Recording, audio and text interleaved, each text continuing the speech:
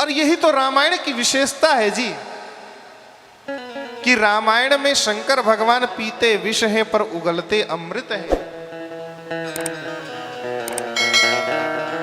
और इसी रामायण में पहली बार देखा गया विश्व के इतिहास में जब किसी कौवे ने मीठी वाणी का प्रयोग किया।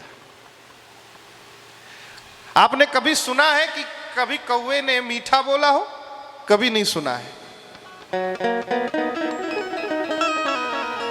कोयल को मीठा बोलते हुए सुना होगा आप? कोयल को मीठा बोलते हुए सुना होगा आपने, पर कभी कौवे को मीठा बोलते हुए नहीं सुना होगा। लेकिन ये रामायण की विशेषता है कि रामायण में काग भुसुंडी जी कौवे बनकर भी वो मधुरी वाणी बोलते हैं। और गोस्वामी जी ने इसको लिखा भी है कि मधुर बचन तब बोले कागा, मधुर वचन बोले। कौवा मीठा बोलता है, ये रामायण में ही संभव है, ये अन्यत्र कहीं संभव नहीं है कि कौवा भी मीठी वाणी बोलता है। कागभुसुंडी जी से किसी ने पूछ लिया, ये बताइए कि आप तो बने कौवा और बोल रहे हैं मीठी वाणी, तो ये आपकी विशेषता है या किसी और की विशेषता है? कागभुसुंडी जी ने कहा कि ना, ये मेरी विशेषता है, क्योंकि कौवा तो कर्कश ही बोलता है। अरे मैं बोलूंगा तो क्या बोलूंगा? न मेरी ये विशेषता है न किसी और की विशेषता है। ये विशेषता है तो केवल और केवल मेरे प्रभु श्री राम की राम कथा की विशेषता है कि इस राम कथा को गाते गाते मेरी कड़वी वाणी भी मधुर बन गई। ये तो राम कथा की विशेषता है, यह मेरे प्रभु के चरित्र की विशेषता है। अरे राम जी के चरित्र को देखो कितना अद्भुत है। राम जी के चरित्र का स्मरण करने मात्र से मारीच का शरीर वो सोने का शरीर बन गया, माटी की काया सोने की काया बन गई। नहीं तो आपने कभी सुना है कि कभी सोने का भी हिरण होता है? कभी नहीं होता।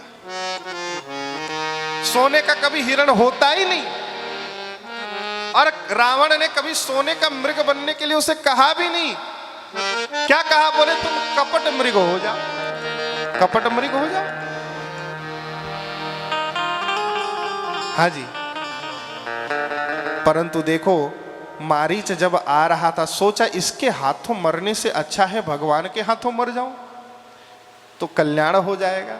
और मैं जाऊंगा, भगवान उठकर आएंगे, हाथ में धनुष बाण लेकर मेरे पीछे पीछे दौड़ेंगे। मैं दौड़ूंगा आगे, देखूंगा पीछे, और भगवान को निहार कर उनके तीर लगते ही मैं अपने प्राणों का उत्सर्जन करके धन्य धन्य हो जाऊं।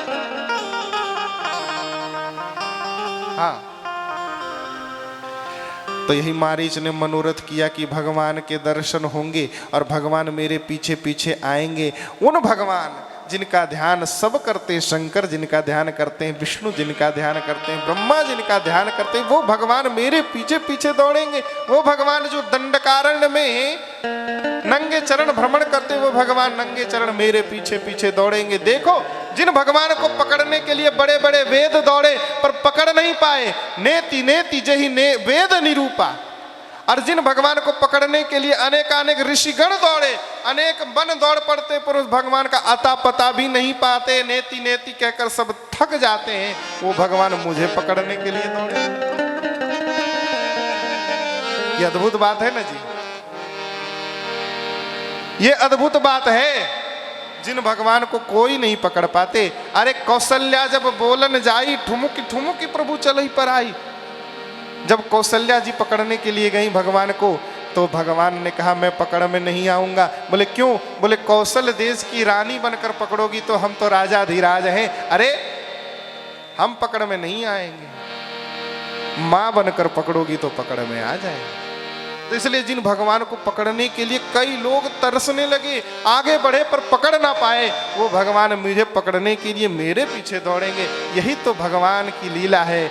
ज्ञानी और भक्त में यही तो अंतर होता है जी। ज्ञानी भगवान को पकड़ने के लिए जाता है तो गिर भी जाता है, भगवान स्वयं भक्त को पकड़ते हैं और भक्त कभी गिरता है ही नहीं। कभी नहीं गिरता भक्त। भक्त गिरता है तो भगवान श्री राम के चरणों में ही गिरता है और कहीं नहीं गिरता, उसका कभी पतन नहीं होता। लेकिन मारीच ने कहा कि देखो आज तक तो मैंने भगवान की भक्ति नहीं की, लेकिन मेरी बुद्धि, अरे इतना भाव यदि आ गया तो क्या वो भक्त नहीं रहा? अपि चेत सुदुराचारो भजते मामनन्य भाव साधुरेव समन्तव्यः सम्यक व्यवसितो हि सः। अरे अंतकाल में भी यदि, अंतकाल से ही इंतकाल बना है जी, कहते ना इंतकाल हो गया, यहाँ के विधायक जी का भी कल इंतकाल हो गया, तो इंतकाल जो है ये अंतकाल से बना है। अंतकाल वही बदल गया थोड़ा सा रूप, इंतकाल। तो कहते अंतकाल में भी भगवान का कोई स्मरण कर ले आहा तो उसकी सदगति हो जाए, उसका कल्याण हो जाए। और ये मनोरथ करता हुआ आया कि भगवान मेरे पीछे पीछे दौड़ेंगे, और सही में जब आया तो इस मनोरथ के प्रताप से, रामचरित्र के मनोरथ के प्रताप संबंधी मनोरथ से प्रताप से, राम जी के स्मरण के प्रताप से माटी की काया सोने की काया में परिवर्तित हो गई। यही राम जी की विशेषता है, ये राम जी के चरित्र की विशेषता है, ये राम जी की कथा की विशेषता। हाँ, राम जी की कथा तो भाई मरो को जिंदा कर देती है।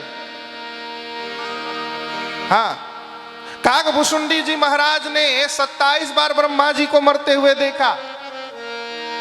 इहां बसत मोहि सुनहु खगेसा बीते कल्प 7 रुबीसा।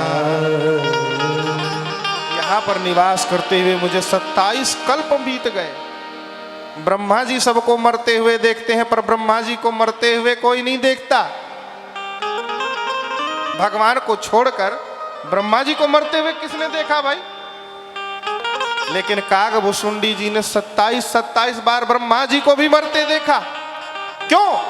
बोले कि राम कथा कहते सुनते वो इतने अमर हो गए महाराज कि उन्होंने ब्रह्मा जी को भी मरते देखा, सशरीर अमर हो गए, शरीर नहीं छूटा। धन्य है ये राम कथा, धन्य है हरि की कथा। इस राम कथा का ये प्रभाव है, इस राम कथा की ये विशेषता है, यह राम कथा की विशिष्टता है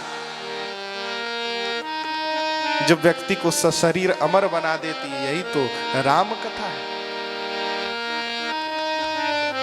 और देखो, इसलिए शंकर भगवान कह रहे हैं, इसलिए